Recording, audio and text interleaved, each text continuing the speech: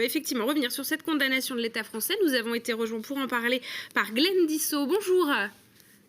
Bonjour. Vous êtes avec nous en visio pour respecter les distanciations sociales. Vous êtes vice-président à Brest Métropole en charge du plan climat et président du groupe des élus écologistes de la métropole. Glenn Dissot, cette condamnation de l'État français, c'est comme le disait Steven, un rappel pour dire que la responsabilité du changement climatique n'incombe pas seulement aux citoyens, c'est aussi peut-être et même surtout à l'État d'agir.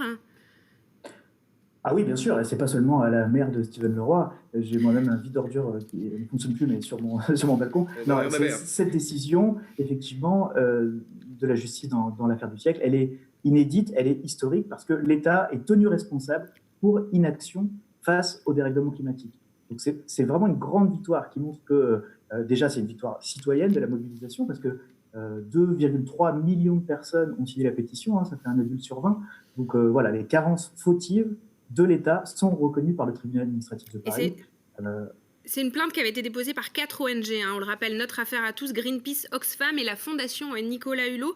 Sandrine Lefeur, l'État joue condamné justement pour carence fautive, car il s'est montré incapable de tenir ses engagements de réduction de gaz à effet de serre. Qu'est-ce que ça vous inspire? Ça veut dire que vous n'allez pas assez loin, pas assez vite?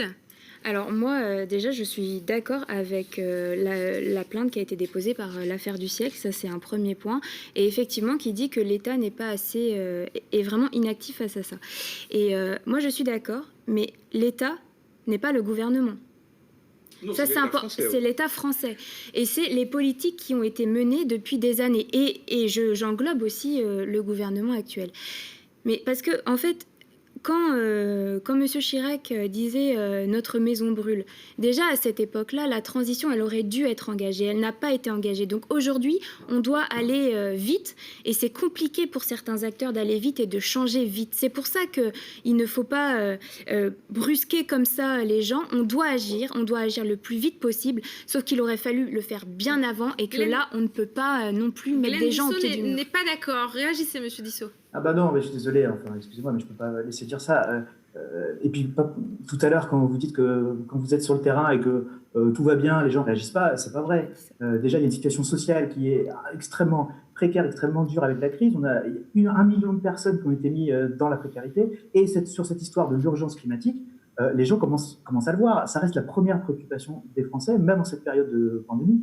Donc, il y a une vraie responsabilité du gouvernement. C'est le gouvernement qui a représenté l'État au tribunal administratif. Le gouvernement représente l'État. Alors, je suis d'accord pour dire qu'il n'est pas seul coupable, et c'est d'ailleurs le sens du jugement. C'est-à-dire que l'État a une part de responsabilité là-dedans. Et tout ce qu'on voit sur les trajectoires, elles ne sont pas respectées. Et c'est en ce sens que ce jugement est fondamental, puisqu'il dit l'État a lui-même fixé des règles qu'il ne respecte pas. C'est même pas sur tout le reste, là. On n'ergote pas. C'est-à-dire, l'État a dit, dans le cadre de l'accord de Paris en particulier, on va s'astreindre à réduire nos émissions de gaz à effet de serre, et tous les indicateurs vont dans le sens inverse. Et là, on pourrait vraiment dérouler la liste de tous les renoncements, y compris des parlementaires dont il fait partie. Donc, c'est un peu facile de dire c'est la faute des autres, il faut du temps, etc. Non, on est en situation d'urgence climatique. Vous voulez répondre, Madame Lefeur? Oui, alors je n'ai ni dit que tout allait bien dans le pays et je n'ai ni dit que ce n'était pas de la faute du gouvernement ou des parlementaires. Je dis que la responsabilité, elle est partagée, elle est collective.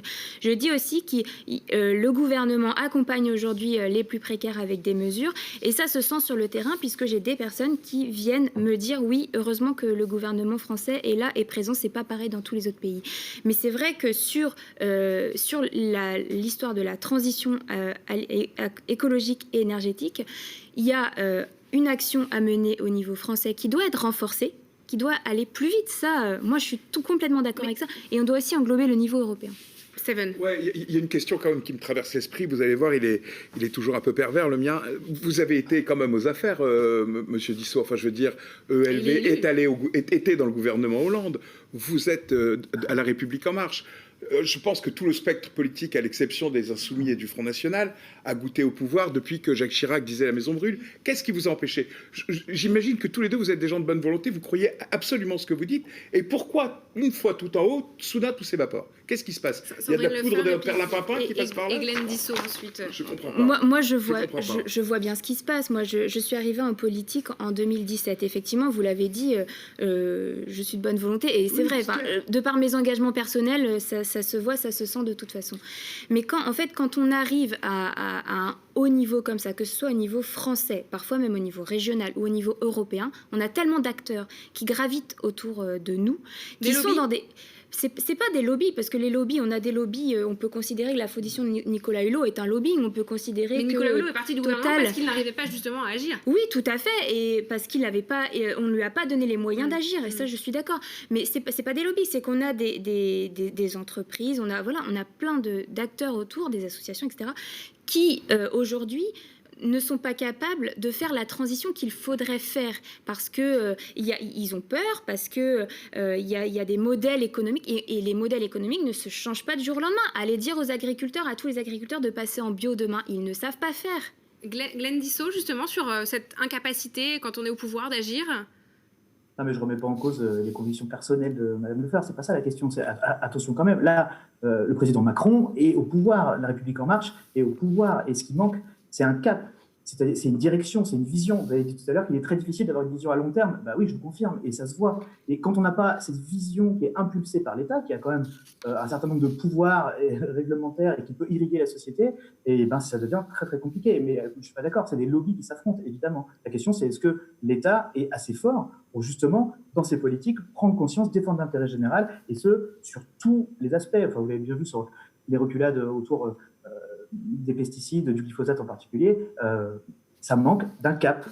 Alors, on rappelle juste que le projet de loi Climat et Résilience, issu des propositions de la Convention citoyenne, doit être présenté le 10 février pour un débat au Parlement fin mars. On va se rapprocher un tout petit peu de nous au niveau régional. On va parler un petit peu des élections régionales.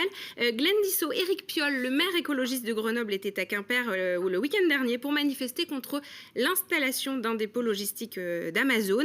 Il est venu soutenir la candidature de la liste écologiste Claire Desmar-Poirier. Écoutez ce qu'elle déclarait, cette candidate. Non mais pour l'écologie comme pour le reste, il faut préférer l'original à la copie. Il n'y a que ça qui marche. Alors Sandrine Lefeur, est-ce que la copie, c'est Thierry Burlot ? Je ne crois pas que la copie du programme des écologistes soit Thierry Burlot. Thierry Burlot est une personne aujourd'hui qui travaille en tant que vice-président au sein de la région Bretagne. Il est vice-président de l'environnement, il est président de l'Office français de la biodiversité, donc c'est quand même un écologiste un peu engagé quand même. Tout à fait, et c'est quelqu'un qui rassemble autour de lui, qui est capable aussi bien d'aller parler avec des agriculteurs, de travailler avec des agriculteurs, et qui est capable de remonter la qualité de nos eaux en Bretagne et de protéger nos eaux. Je pense que c'est vraiment une personne qui est en capacité de rassembler. Pour moi, il n'est pas question aujourd'hui de partis, c'est pas ce qu'attend la Bretagne. Moi, je laisse les partis entre eux. C'est pas mes histoires. Moi, ce que je pense, c'est à l'avenir de la Bretagne, et je pense que Thierry Burlot est la personne pour rassembler la Bretagne. Vous n'êtes pas d'accord, monsieur Dissot. D'ailleurs, je rappelle que ce vendredi, c'est Yannick Jadot, un eurodéputé écologiste, qui était à Lorient. Donc on voit bien que la campagne est lancée. Glenn Dissot, effectivement, comme vous le demandez, Steven, cette candidature de Thierry Burlot, vous en pensez quoi ? Oui, tout à fait. Yannick Jadot sera là et Sandrine Rousseau également pour soutenir la candidature de Claire Desmar-Poirier. Simplement, vous ne laissez pas les partis entre eux quand même. Vous êtes bande de la République En Marche, a priori. Donc, non, bon, la candidature de Thierry Burlot, je l'ai lue dans les médias comme tout le monde. Simplement, être à la République En Marche et se dire rassembleur, alors que le gouvernement passe son temps à opposer des types de populations contre les autres et à parler systématiquement d'écologie punitive, d'amiche, de nervère, etc. Je ne suis pas certain que ce soit le terme tout à fait opportun. Donc, moi, ce que je vois, c'est qu'il y a une forte attente d'écologie de la part des Bretons. Et quand Claire parle d'original par rapport à la copie, c'est pour montrer qu'effectivement, certains se sont soudainement découverts écologistes et on voit bien qu'ils peinent un peu à s'emparer de certains sujets. Parce que je rappelle quand même que M. Burlot est actuellement à la majorité à la région et il y a quand même des thématiques qui ne sont pas traitées depuis un certain nombre de temps, et en particulier sur le modèle agricole breton. Alors j'étais content d'entendre Mme Lefeur tout à l'heure là-dessus, mais enfin, on n'avance pas très vite quand même là-dessus. Et puis, je ne sais pas, on peut parler de l'aide de la région à la plateforme de la SICA, par exemple. Ça pose un certain nombre de questions. Sur la qualité de l'eau, on a encore pas mal de choses à traiter. On peut avoir du glyphosate sur les bassins versants en eau potable alors qu'on n'en veut plus sur nos trottoirs. Ça, c'est encore une situation qui existe. Il y a une centrale à gaz qui va être assez problématique à l'individu et je peux continuer longtemps comme ça. Merci beaucoup, en tout cas, tous les deux d'être venus sur le plateau. On voit que l'écologie va effectivement être au centre des débats. Ça annonce la couleur de cette campagne qui est bien lancée déjà. Merci à tous les deux, en tout cas, d'être venus sur notre plateau. Merci Steven. Merci à vous de nous avoir suivis. On se retrouve la semaine prochaine pour un nouveau numéro de votre magazine L'Instant Politique. Passez une très belle soirée sur TB Sud et TBO.